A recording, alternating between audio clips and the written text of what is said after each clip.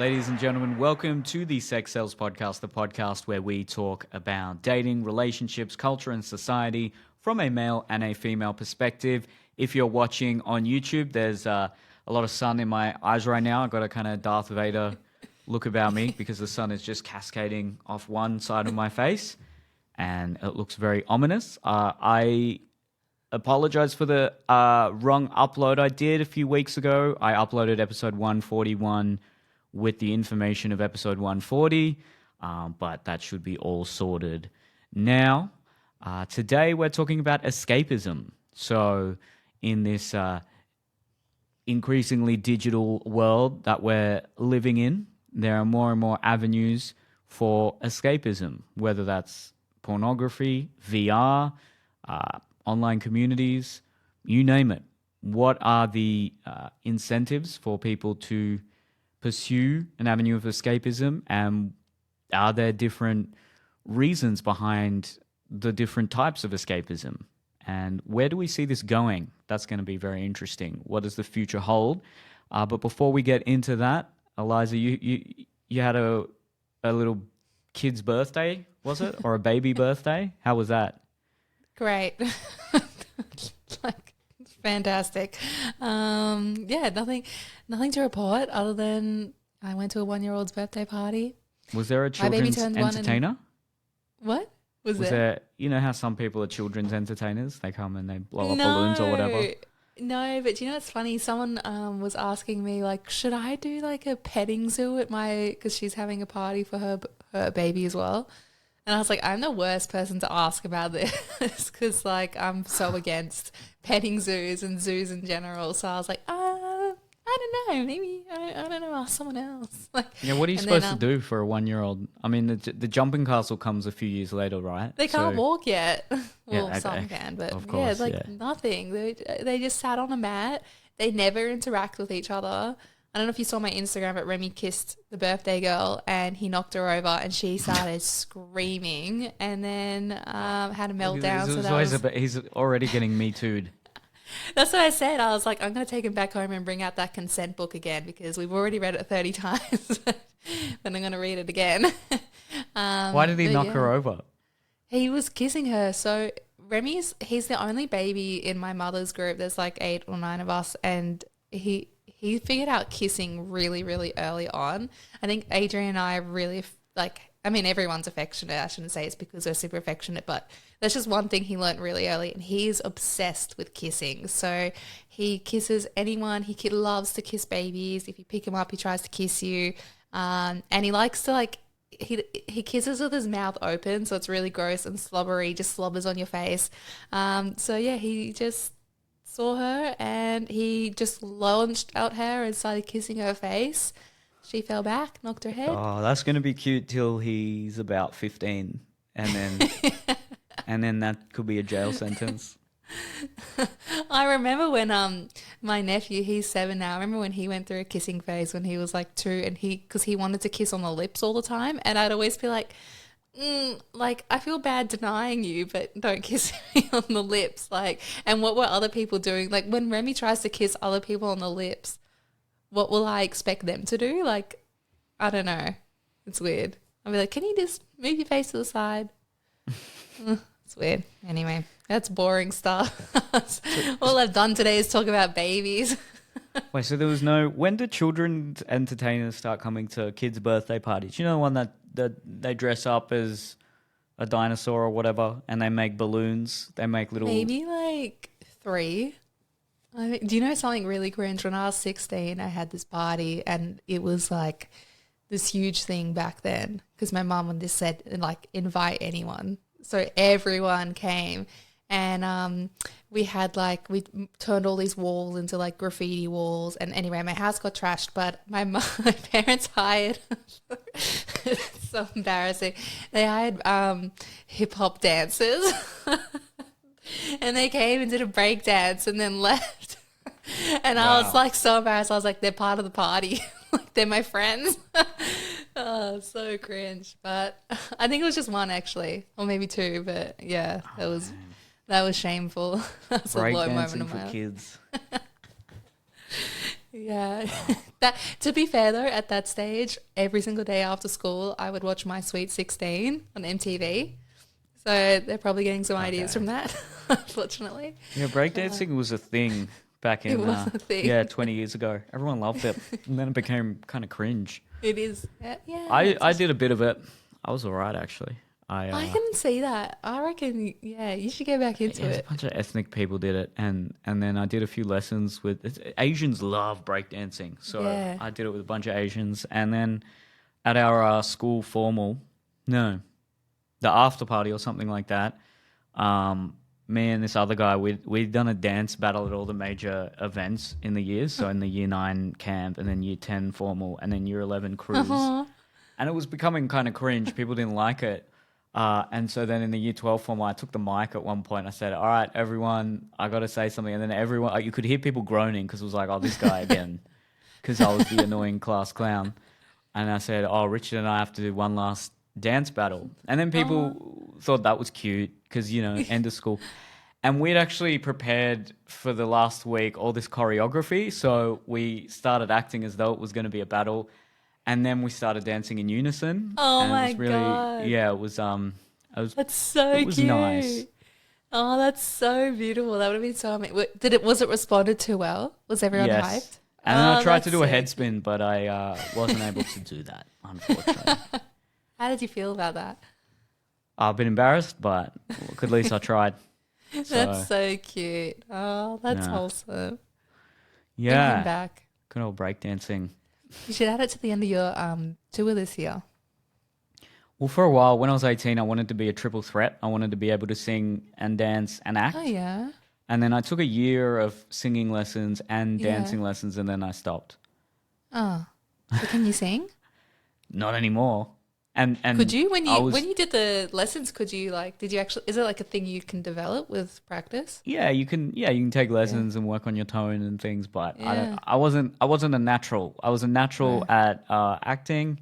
Yeah. Certainly wasn't. I was all right at dancing, actually. I think I was Yeah. all right, but the singing didn't come naturally, and I think I improved on it a little bit, but yeah, It's a double threat. yeah, it wasn't good. But you don't need all 3 skills now. You don't need any skills now to be an entertainer. You just got to post Yeah. average sketches online and Yeah. become multimillionaires. Have you noticed there's all these trios of kind of white boys doing sketches online now? So there's Inspired Yes. Unemployed. Well, there's 2 of them. And then Swag on the Beat and Mates Rates. And there's just they've popped up out of nowhere. They're all like these comedy One Direction crews of Australia. It's crazy. And they're all good. Well, some of them are not for me personally, but they're all good at what they do. And they're just like clones of each other. Yeah. There's so much of that in like interview people that do street interviews, and it's like this my TikTok feed, it's all the same all the time. Would you date this person?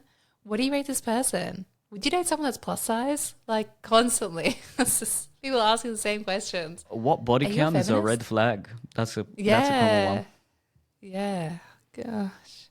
Would you date me? Yeah. I think China is trying to divide us with this kind of So- content. Anyway.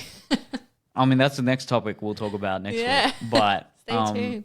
escapism. Speaking of TikTok, speaking of social media, do you think people are looking for more avenues to escape? Do you think there's been a void of maybe spiritual institutions in the current world, and thus people are looking for something that kind of mimics that spiritual feeling, and they're finding that in either drugs or digital escapism like VR or porn, or even OnlyFans to a certain degree? It's not.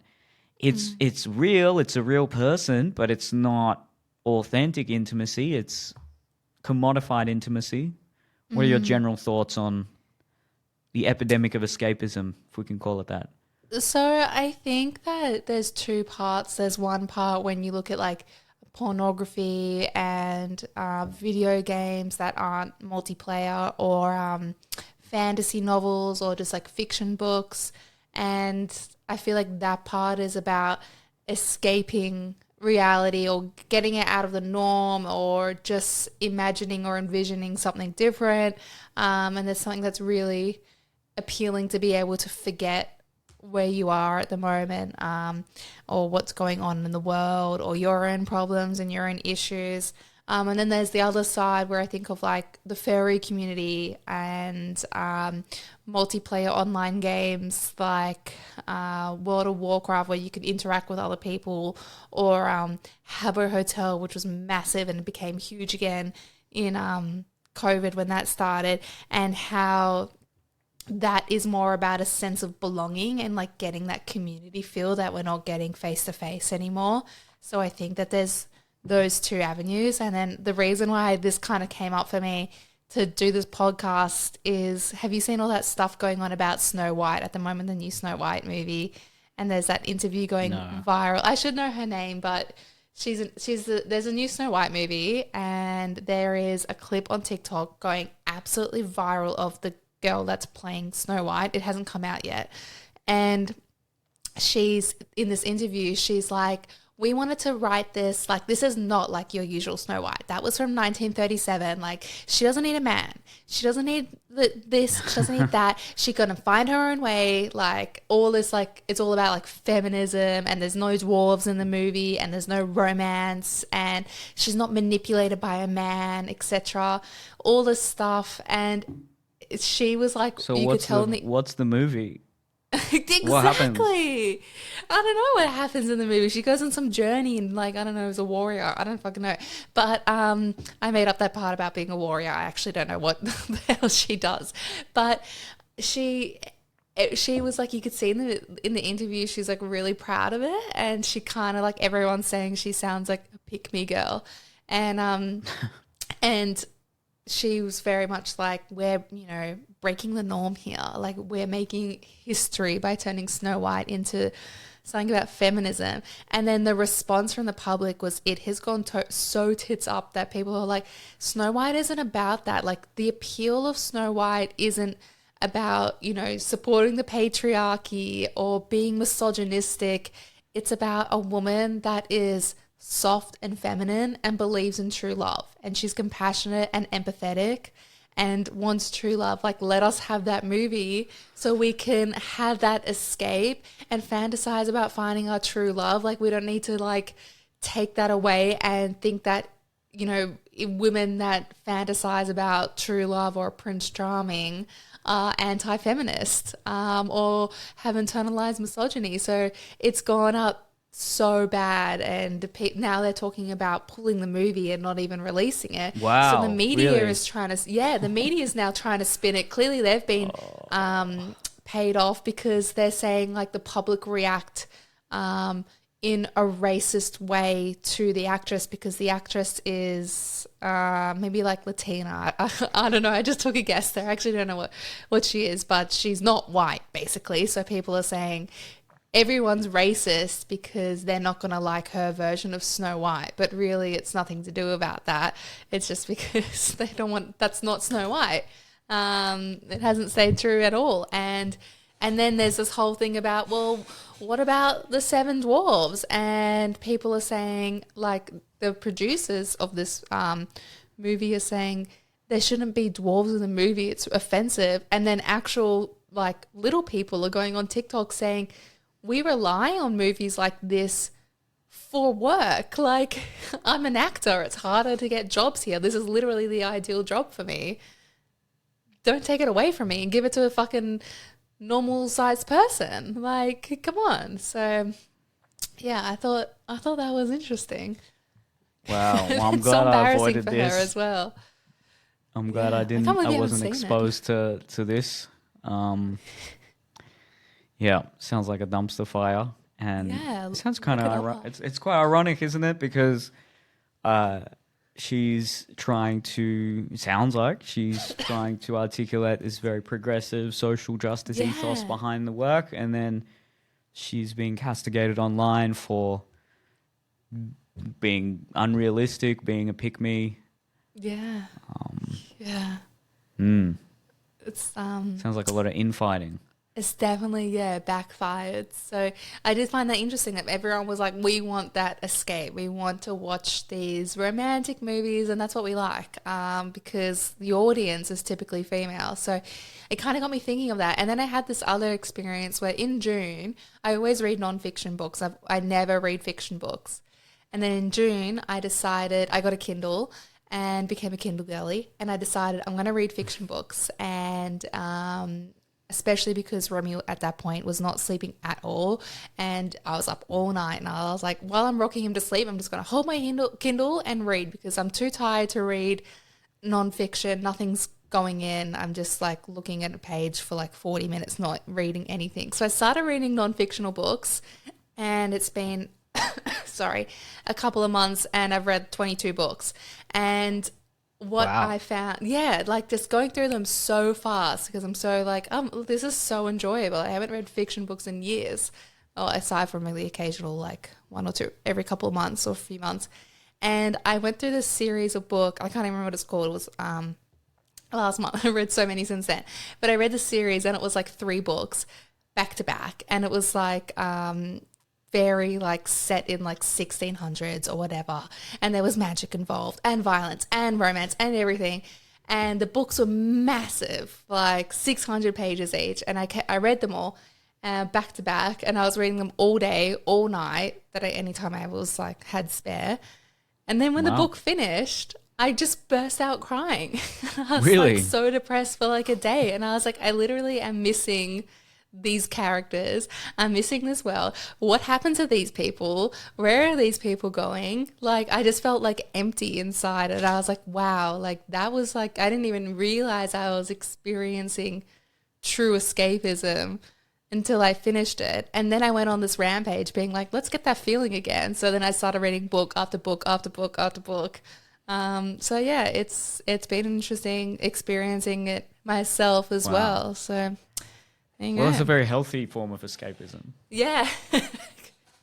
I wish I could do that. I in the cannot fairy read. community, or gone in porn addiction or something. It's Yeah. like you want to be reading. Yeah. Unless you're just like leaving out that you were high on cocaine while you're doing it. But imagine that. Cocaine and reading. I don't think that would work. You might be onto something there. Yeah, I think you'd need a hallucinogen if you're doing fiction reading. But anyway, I've never been able to get into I used to read a lot of fiction as a teenager, and the last one I read was a Stephen King book in my early 20s, and I just haven't been able to get into any of that. I read a lot of I'm like what you were. I'm just reading nonfiction all the time. Yeah. But I cannot read fiction. I just find it boring. I don't like the stories. Maybe I didn't need the right book. I tried some of the classics, and that didn't really resonate. And then I tried some of the modern ones, and they don't really resonate either. So I also haven't really found a lot of. I'm generally happier if there's a TV show that I'm really obsessed with and hooked in the story, and I'm waiting for the next episode, and I look forward to watching that maybe after dinner. But this whole year, there hasn't really been anything I've gotten into. The new Black Mirror season was good. Are you serious? I was so shit. I was so disappointed in that season. I was like, this isn't Black Mirror. Well, I thought it was all right. I haven't seen all of it. I thought it was okay, but look, it wasn't as good as the earlier seasons. Yeah. I used to really like Law and Order SVU, but I loved Law and Order SVU. The recent seasons aren't doing it for me. Mm-hmm. Yeah, so I'm just I don't have a good form of escapism right now. You need to get. I feel like everyone needs one. We're Alcohol. watching everyone needs one it. healthy one. Is what I should say. I feel like I wonder for fit people if escapism is like if you go to the gym or going for a run counts as that. Closest. I've never related to that because so sometimes that's your thing. Yeah, that could be it, because I definitely feel like I'm in a different mental world when I'm doing that, and sometimes imagine certain scenarios to help me get through a arduous workout. So that would be close to it. I've been trying to watch a few movies lately. I have been enjoying a few. What did I watch? Well, clearly wasn't that enjoyable because I can't remember it. But is it Inside Man or something with Denzel Washington. It was good. Oh yeah. But Yeah. no, I'm becoming like old man yells at cloud. Like, oh, all the new ones, they don't make them like they used to. Oh, we're watching. They've all gone woke. You should watch this. Do you have Stan? No. Oh, never mind then. But anyone else? We're watching the show From, and it's so good. It's like a sci-fi horror. I love sci-fi. It's my favorite genre. So that's good shit. I do recommend it.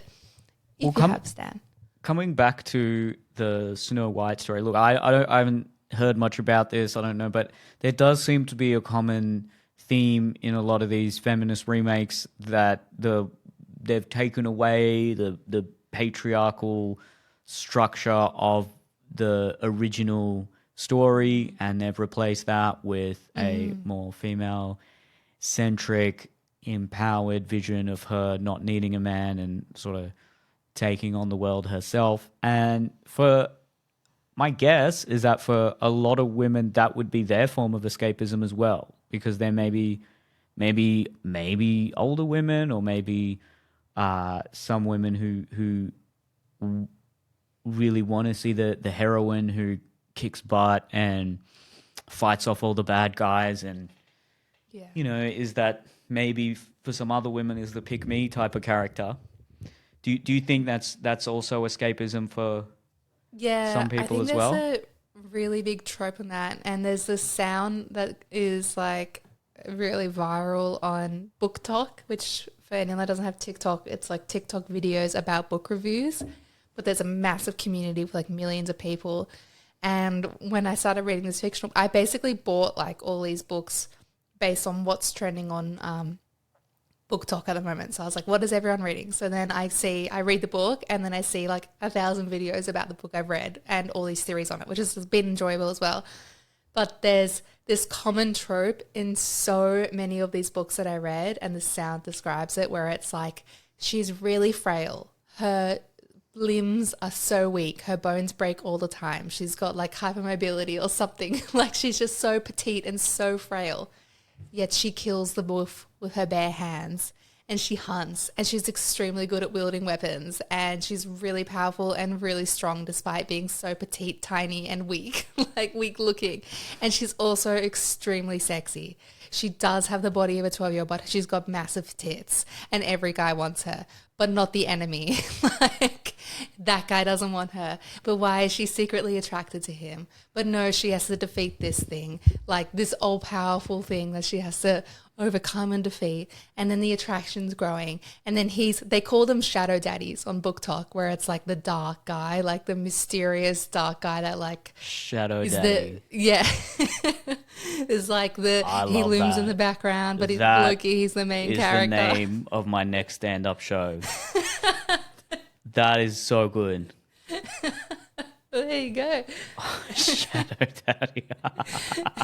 And it's just the bad boy that's secretly good in the book, and they're always like damaged, and he's lost his whole family, or his entire community was murdered, and he's seeking revenge, and that's why he's so cold. But secretly, he really needs the warm comfort of a woman's touch. Like that's just like the whole trope of the book, of every book I've read. And we've spoken about that with romantic novels as well. It sounds like there's similar themes in romantic stories too. So every single thing has that same, like, it's literally, I feel like I could write a best-selling book. I know that's easier said than done, obviously, but I feel like every single book is based on it. And I wasn't even picking these books based on like romance, because when I read like just romance books, I find them cringe. But even they have that same like trope as well, where it's a woman and she's just a small town girl and she meets this guy and he's so rich and dangerous, or he's in the mafia, or he's a werewolf, or he's a vampire,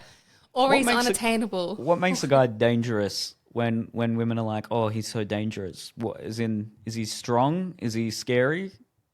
Yeah, like everyone's intimidated by him. everyone. Okay. He maybe only has like one or two friends that he smiles to. He comes across really aggressive He's a and he has psycho. a cold staring gaze. Yeah. Sometimes if it's a fantasy book, he has like the strongest powers as well. Uh, but deep down, he's a really good guy. It's always that, isn't it? Yeah. Needs the woman's understanding and forgiveness to bring out the good in him. Yeah. But then if there's a it's part like two, that, then he becomes domesticated and docile, and then she loses attraction. And then that would be no, that never happens. the return of the shadow daddy. That would be if a man wrote part 2 and 3. Yeah. It would be that he eventually does stop being dangerous and becomes really nice and domesticated, but then she loses interest, and then it's like the return of the shadow daddy at 45. That would be fantasy for men. Do you know what's funny about speaking of? This is completely unrelated to books, but just talking about men's fantasies. Where yesterday, Adrian and I were at a like indoor play center at Ringham Mall, and there's like this baby section where it's like a soft play section, and we were just trying to kill time before we drove back home. So we're playing there. It was like kids under 3 only, and there was one little brat, and he was like 7 years old, and he was in the baby section, and his dad was just like looking at his phone, not even looking at the kid. And this kid was going feral, and he was picking up these things that are like 2 meters wide, like they're foam, soft, but still like huge, and slamming them on the ground. And then this kid picked something up, did it again, it hit my baby. And I was like, oi, don't throw things. This is a baby. Like, you can't just throw something at a baby. And the kid like didn't say anything. Dad didn't even look up, nothing. And then this kid was being so like such a shit. He was running, he was stomping on it, he was stomping on little people's fingers, like people were crying. And then Adrian was like, we got to go. Like, I'm getting so frustrated. And then afterwards he was like, I really wanted to just go and punch the dad. Like, just straight up punch him in the face. And I was like, is this what you fantasize about? Like, is that what you imagine in your head in these scenarios? Not like, hey man, could you like rein your kid in? He's being a bit of a dickhead, but you just want to punch him. And he's like, yeah, like that's what I wanted to do. I don't know if that's a man thing where you just imagine this straight out violence, but I couldn't relate, but it was funny. He's never done it, obviously. He was just like, I just really wanted to. Yeah, well, look, a lot of movies catered to male fantasies involve a lot of violence. Yeah, let's talk about male fantasies. And it's always, I get sick of these movies as well. It's always some guy who's poor and then gets involved in crime and then becomes a cold, hard killer and then becomes a millionaire, but then loses the girl that he liked and then has to, fight some other guys to get her back. There's always something like that. You know what? There's like the working class man fantasy, and then there's like the sensitive guy fantasy. The sensitive guy fantasy is every romantic comedy, which is, the really beautiful girl that he's friends with, but she's dating a douchebag because, he's buff and successful, because clearly from a sensitive guy's point of view, every guy who's buff and successful must be a douchebag. And then she, finds out that he's a douchebag and he usually cheats. And so then he does a grand romantic gesture and she realizes, wow, you were the one who loved me all along. Yeah. I'm going to fall in love with you. And she's like a 10 out of 10 knockout. Yeah, and he's always like a 4. With huge tits. Yeah. Yeah. he's just can write a poem or something. And that's true. such a male fan. That's a sensitive male fantasy. And then like I watched Rocky 5 the other day. No, Rocky 4. I rewatched some of the Rocky movies. I think that's definitely taps into the aspirations of a lot of men. So Rocky is just this complete underdog, working class guy from Philadelphia, kind of dumb, but has a heart of gold. And he, the boxing champ at the time, just puts out an offer. Anyone who wants to fight me can fight me. And so Rocky was just an amateur boxer or something, takes it up. He just works as a butcher, and then he trains really hard and actually doesn't win, but he does really well, and it's a show of heart and grit. And then he's calling out to his girlfriend at the end, and that's a really nice, somber but beautiful moment. And then it goes up to I've got to rewatch Rocky 2 and 3, but then in Rocky 4, he's become friends with that Apollo Creed, who he was that heavyweight champion at the time. And then this, because this is in the height of the Cold War, so there's this Soviet monstrosity of a boxer that the Russians bring out to America, and they're like, okay, we want to challenge your best American fighter. And so then Apollo goes to fight him, and then he dies. It's so dramatic. Spoiler alert. It's so dramatic. Look, I'm a boxing fan, and it's kind of funny the way they sensationalize the whole thing. Yeah. And so this his name's Drago, and he kills Apollo. It's so ridiculous. And so then Rocky's like, I'll get my revenge. And then goes into a training camp, goes to Russia to fight for Apollo, and wins. And then the Russians start cheering for him, and he's got the American flag, and then the Russian Politburo stands up and claps for him. And apparently that's the best Rocky movie. It is really good. Look, when you watch it, it is very inspiring because there's a really great training montage sequence in there. It's great filmmaking. It's it's a sort of, some would say, a kind of simplistic plot and uses a lot of common tropes, but it did I found that one enjoyable. It was fun. So that's definitely, I feel like that's a big thing for men, like especially when he's just a small town guy and he doesn't have any experience, and he starts like training and becomes like this amazing, like that's like in Creed as well. So Creed is the guy's son. That's the story, apparently. Right. So the guy who died, his son is Creed. And so Rocky feels bad. He's like, I gotta train him. I was like, I've heard these names before, but I can't. That must be where I've been. Okay. Yeah. This is all making sense now. Well, that's interesting. Wow. Yeah. So that was a hugely popular film franchise in the 80s, and definitely a lot of 80s films were like that, just so overtly and unabashedly masculine. And there was a lot of fighting films. Bruce Lee. Oh, wait, Bruce Lee was probably more the 60s, hey?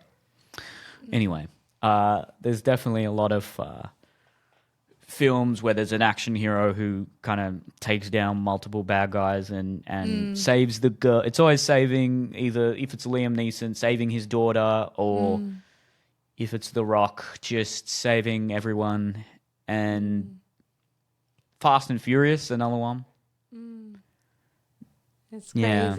It's always something about like, justice, something about, taking down the bad guys. It's common male fantasy there. Or like Captain America, where he's like really skinny and then he goes into the machine and he comes out like really buff and ready to fight. Sorry, I've like lost my voice. I don't know how I'm going to do this. I've had a cough for like a month. Oh, we'll get through. I'm going to cough. Give me a sec. That's fine. I'm so sorry. So gross. Okay. Hey, we'll keep it in here. We'll keep it raw and authentic. Keep it real. Behind the Save me scenes. the time. Yeah. Well, there you go. Those do seem to be the common male fantasies in film, at least. The sensitive, artistic, misunderstood guy who ends up winning the girl's heart, or the alpha male who takes down the gang or the villains or the bad guys and overcomes the odds. That's a big one. I think that does tap into, if you want, you could do, let's do a Marxist analysis of this, where, there's a lot of guys who feel like they've been counted out. They feel hard done by, maybe, but through life, and their fantasy that is being tapped into, their narrative is that, here's someone who overcame the odds. I can do that too. And it gives people a lot of hope. I think stories like that can be very powerful. And if it's fiction or film, I don't see anything unhealthy. There's always a excess that you can partake in with any sort of media. But generally speaking, I think that's quite healthy. Even in real life, what I have found and observed, which is interesting, is things that are advertised towards men's betterment, health, relationships, dating, anything to do with coaching. I always find that male coaches that are trying to get male clients will say, I was this was me 2 years ago, I was broke, I was fat, I was unfit, I was unhealthy, I had no like dysfunctional relationships, this is me now. And that's how they get clients. Whereas women coaches don't talk about their journey, at least not very often, where they say, this was me. They just show themselves as the betterment, like this is what you should inspire to be like, but they don't talk about their journey as much. But it seems like men really appeal to the, you get where I was and now you inspire me. Like it's that journey from going from I've made myself a better person. So I do find that like interesting that seems to be an appealing trope for men, that they could, like, they need someone, they want something to relate to, or someone that's going to relate to them and use that as a selling point. Like I've been there, man. Yeah, maybe that little form of empathy there is what can really encourage the man to then pursue the actions that get them to the point that the self-help coach is talking about. Yeah, that is a very common trope. Every self-help guru or personal trainer, or even in film, it's always, I was this and now I'm this. It's just an inspiring story. It taps into people who might feel low status or might feel like they don't have control over their life, and they might be more susceptible to want to self-improve or be part of a narrative that could be called a fantasy. But these narratives, we've talked about this on other podcasts. It's important to have a healthy narrative that gives you a strong sense of self and gives you an identity that is purposeful and meaningful. And it's much healthier to have a narrative of, all right, I'm here now, I'm low status and I'm not at a point in my life where I want to be, but I'm going to get to point X and I'm going to get there through grit and determination, even though the odds are stacked against me. Compared to I'm at point X right now and it's because the world did X, Y, Z to me and I've been hard done by. Even if that's objectively true, it's not the most advantageous narrative to adopt in order to get you out of that rut, which can be quite challenging to say to some people who might be in that position. But yeah, and that's when you start, you look to things as well that are like, well, this is what is appealing and attractive to me. I want to model this, or I want to escape through this by watching someone else do it, like vicariously. And then that's when the film and the books come in and things like that inspire you. And just sort of like, this isn't related to film or books, but like just again on the male fantasy. My brother works in advertising and he's really good. He makes a lot of money. And he has been talking about being a firefighter for like 100 years. And he's on his final round with the fire. He's going through that interviewing process. But like he wants to up and drop his job to be a firefighter. And I'm like, this is so like, it's so appealing to him to be like that hero, that masculine, like he's super fit, really active, really like out there. And he's like, being in advertising isn't aligning to like his idea of who, like his ideal self. So, and I find that so many, and when I talk about like, oh, Ollie's going off to do this, and guys and Adrian are always like, I want to be a fireman. Like I've always wanted to do that. Like every guy says, I've always wanted to be a fireman. And so have you ever wanted to do that? Or a cop? No, I don't think so. It's a common profession, and a lot of younger guys aspire to that. Yeah. Yeah, there's a lot of heroism involved there. The immediately what springs to mind is running through a burning building and saving the cat. That's always what it is. And I think it's important that we have people who are willing to do that, because it's a dangerous job. But I don't think I've ever wanted to be either of those. I wanted to be an astronaut when I was a kid. That was very appealing to me, exploring space and, the adventure involved with that, I think, was pretty exciting. I'm always But then, really curious about yeah. what people wanted to be when they were children. I think it's always like really interesting when they're like, this is what I envisioned for myself. Apparently now it's all YouTuber or social media Yeah, stuff. yeah, Yeah, I'm very lucky. I wanted to be an actor and comedian from when I was about 12, and then I got to yeah, do that.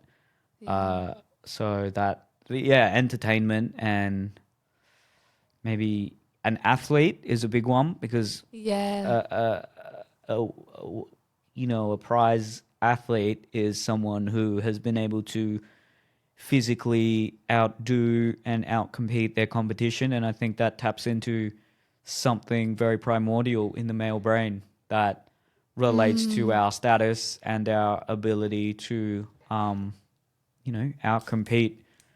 other people in an organized and yeah, civil manner.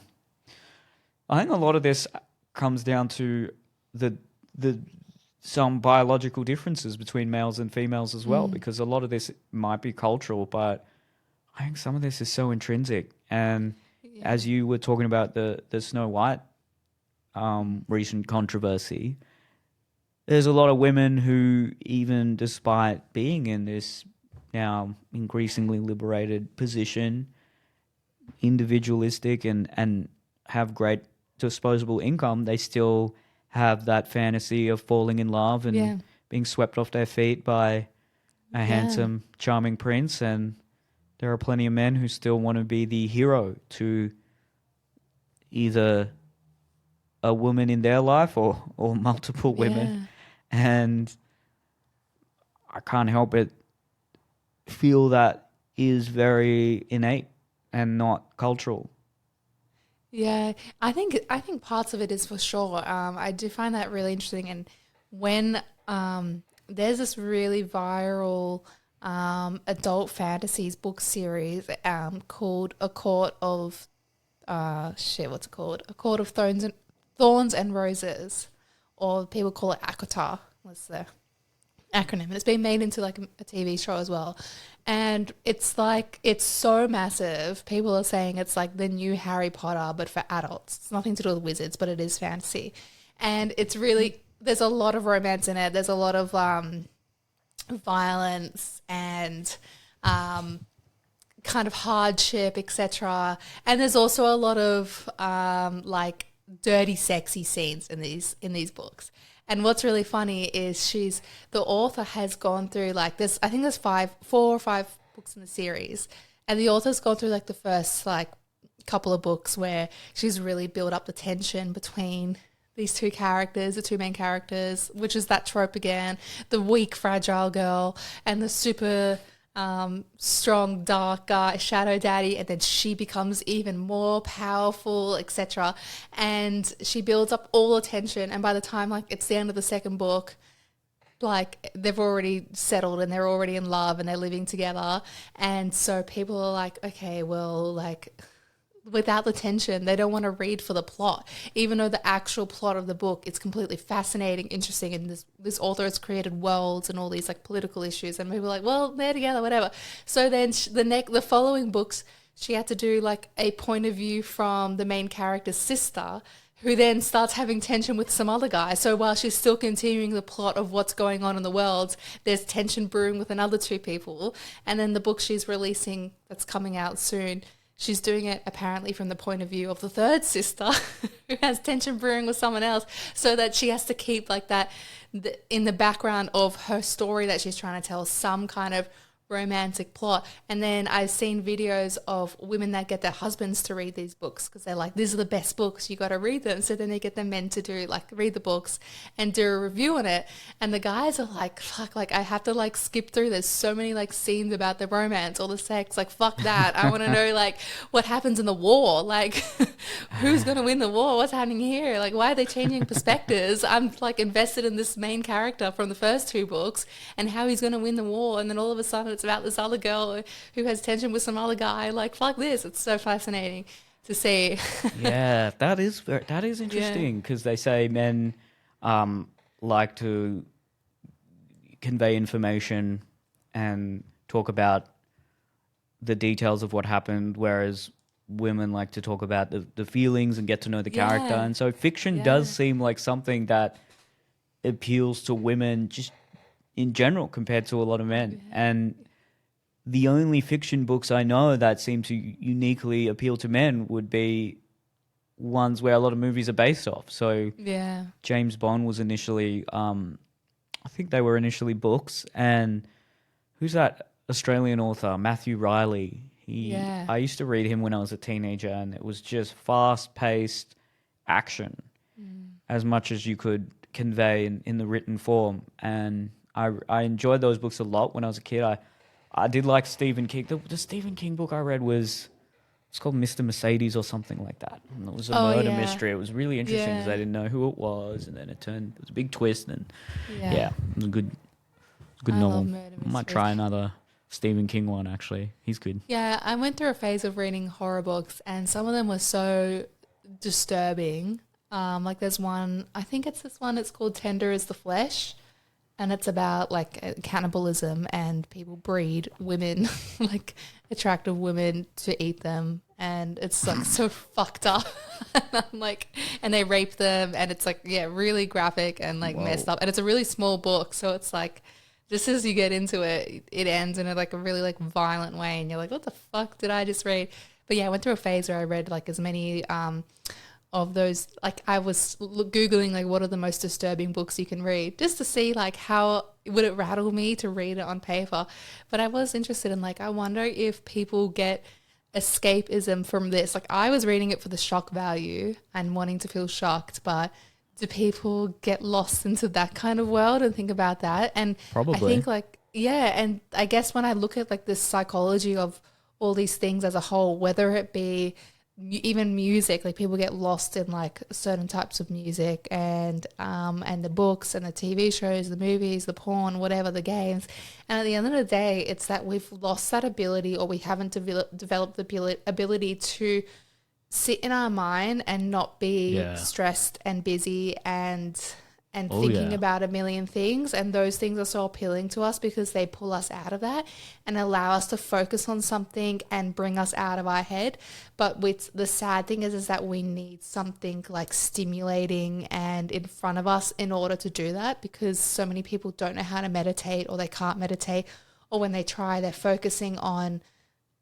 just thinking about their worries. They're like, cool, I'll give myself 10 minutes to think. I'll try not to think. And then they're stressing about the fact that they're still thinking, or just thinking about their worries and concerns. So great then art. they go and watch 10 seasons of The Vampire Diaries to just escape and have that silence in their mind. Like that's what I find appealing about reality TV, because Adrian and I are watching Jack Ryan at the moment, and that's that's one of those like man shows. I love it though. Like I was the one that suggested it, but it's so like well written and it's so intelligent, it's so smart. But if you're not focusing, I'm like, wait, what's this? Because there's all this like political agenda but in the show as well, and I'm like, I've missed this. It's so confusing. I don't know what happened. If I'm not like 100% focused in it, you miss so much of the plot. Whereas reality TV, that's like my trash TV. I can go away, cook dinner, come back, and it doesn't matter. Like it just numbs, and I'm like, God, I got to stop relying on these things to just like, that's what's really happening. I'm not watching The Bachelor to fantasize about The Bachelor or that romance or anything. It's not what I want or need in my life. It's just the fact that it's like, I'm not thinking about things, and I'm not deciding things, planning things. I'm just chilling. I'm just relaxing without the noise in my head. I get what you mean, but at the same time, I don't know if it's possible to never have a form of escapism that could be construed as unhealthy. I'm sure there's some people out there who just manage to meditate and, I don't know, walk in a garden or something that is pure and healthy. But look, I love, I watch sport. Sport's a big one for me. And you know, NRL finals time coming up. Sometimes I want to detach, just listen to NRL 360. We're just two former players and two journalists who wish they were players just create controversy that doesn't need to be created. But you know what? It's entertaining. And sometimes I feel like the real world is so unbelievable that I'll detach by watching a current affairs or a political program on YouTube, because it's so unbelievable what's happening, particularly in America. The politics there is unfolding like some kind of dark, twisted play. And that to me is really interesting and is a dark portrayal of collective human psychology. And that's what I find so fascinating about it. Or maybe it's just fun. But yeah, the ones that I guess could be unhealthy are, porn, if you're using that to escape. I mean, it's also so common now that it'd be hard to find a lot of guys that have completely cut it out. But Yeah. a lot of the scenes in porn are very much, the man is desired, is the object of the woman's desire, and she's a very young, feminine, flirty, sexual person who just is willing to please and do whatever he desires. Yeah. And often there's multiple women there, so it's that taps into maybe the lust for power, for control. Maybe because men feel so powerless and undesirable in some of their lives, they escape by watching this kind of thing. So, yeah. Interesting. And I'm sure VR just exacerbates that escapism. I mean, who knows what that's going to be like. Oh, yeah.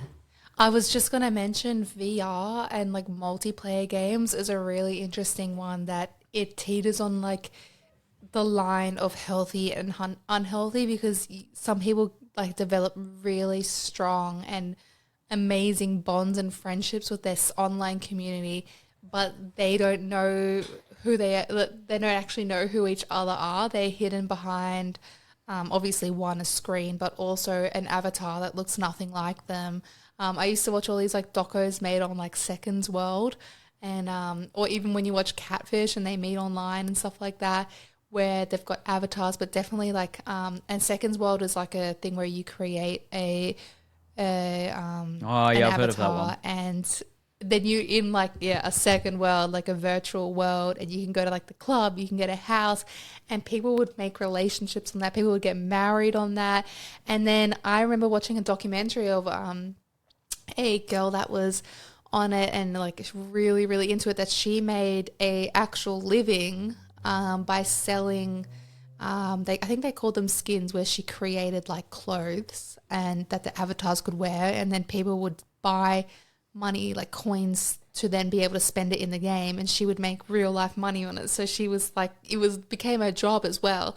And then she found love and she gets married in the game, and she's like, I was literally spending like 8-9 hours talking to this guy, and she'd never seen him in real life. And some people actually end up getting married in real life from it, but it's just really crazy, because then when she talks about like, or other people talk about when they see the person that they've been talking to, and it's like, oh, like this, not that they're necessarily unattractive, but they're literally, they've just literally fallen in love with their avatar. Like, even if the person they're talking to is good looking, they're just not, they're like, well, you're not the person I've been talking to, it's like that disconnect. So I do find that really interesting. And I also remember like on this one multiplayer game, I talked about it in the last podcast, Habbo Hotel.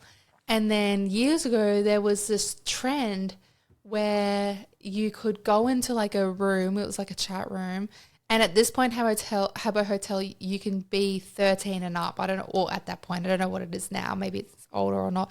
And there was a lot of adults on it, and they would have these rooms, and you could name the rooms. So you could be like, this is a club, this is a restaurant, whatever. And there was one that people would make called an adoption agency, and people would pretend to be babies and literally type as a baby, and someone would come in and adopt them. And it's not even like a funny, humorous thing. It was so serious, and you'd see like this, like a normal looking avatar with a baby another normal looking avatar but dressed in babyish clothes. They don't have baby avatars. They're all like adult looking avatars, but just dressed in like a beanie and a little hoodie. And it was like, that was like the outfit if you're a baby, and they talk in like baby language. And I just thought like, this is like a really interesting two-way relationship here where two people are getting things met. One person is pretending to be a baby, and for the not getting anything in return, maybe they might get a little virtual gift or something from their mummy or daddy. But what, like, it's a fascinating concept. And there was like hundreds of people doing it, or thousands even. Like, it was such a thing. So it is really interesting. And then like even like with World of Warcraft, which Adrian and I played that like a couple of years ago. We were really into that. And I never spoke to a single person ever on that. Neither did Adrian. But the chat, you can see like there is a chat that just runs in the background. And you can, like, some people just have developed best friends from that. And they make communities, and they've just like got these people.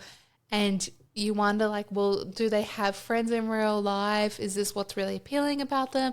Is it just that they're acting like the person that they want to be? Like they're showing their truest self almost. Like they don't have to be hindered by social anxiety or worrying about their appearance, or maybe they're in an abusive relationship, or maybe they live in a country where they're not allowed to leave their home or whatever.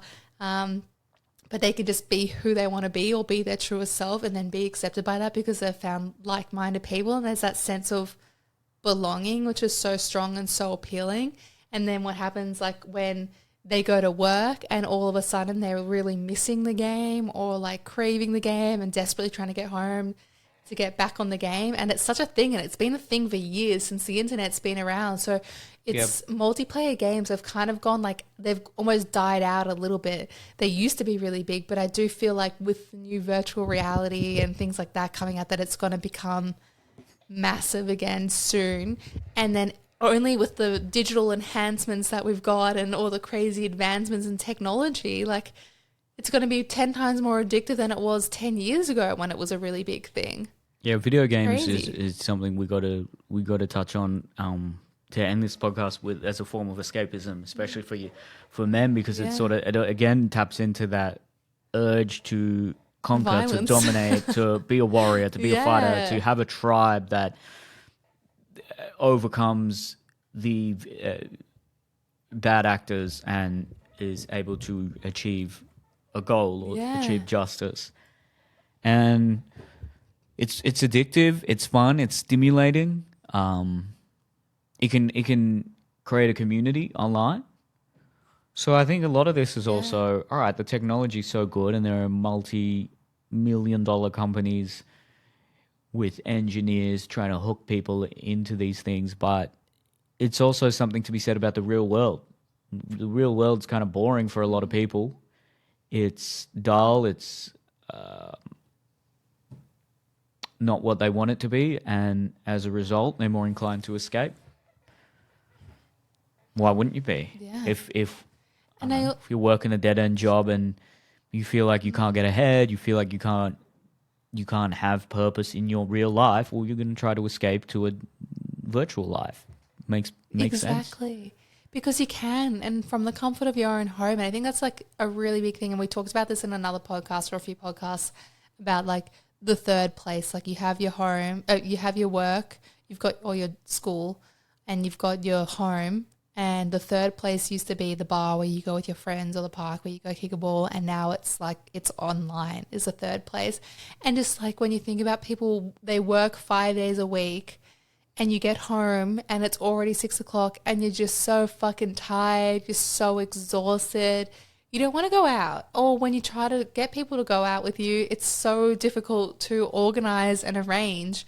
And then you've got that, well, maybe I could just pop online and I see the same people at the same time every single night and they're always going to be there. It's way easier and it's way more consistent. It's way more reliable, and you're getting that sense of belonging, that sense of community, friendship, where it's like it's really hard to maintain friends in this day and age when people are so busy or just so tired because of how much they work. Like I think like if I didn't have a baby up here, one, I wouldn't have a community or friends. but I'd also just be like so like lonely, and I wouldn't have people that I see every week, or even if I still had Remy and went back to work, it would suck because I'm so used to seeing like people from my mother's group. I see like once or twice every single week, where I see my best friends from home from Sydney, like once every few weeks, or maybe once every couple of months even now. Like it's really, you can understand the appeal of it. And also the danger of it when it's like, well, will that eventually become our norm, where it's like, okay, I'll meet you in the metaverse. We'll chat there. Probably, yeah. You know, like when I was talking about on the other day that people are doing work meetings on a virtual reality type setup game, not metaverse or Zoom, but like having a literal office avatar. Like Yeah, it's just crazy. it will increase for sure because it's so Yeah. cost effective and that you're not limited by geography. But I don't think real life interaction will ever fully be replaced. I think there's just still something unique about interacting with people in the real world. The fact that that's a statement someone is saying is insane. For a real life interaction is here to stay. It's not going as though it's a trend or something. Yeah. Yeah, that's wild. Yeah. Well, maybe this podcast is escapism for some people, and if it is, I hope it does the job. And I hope you enjoyed that one. Comedy show, comedyuntamed.com. There's a bunch of people who met on Discord that were at one of the shows, and my solo tour is they didn't laugh a lot, but they laughed a lot for people who met on Discord. My solo tour is happening, neilcarlhackett.com/tickets, and you can still get any of the Crush Organics products. Use the code Neil, you get 40% off. All that stuff is great. Thank you very much for listening. Share this podcast with someone if you think it will resonate with them, and we will see you next time. See you next week.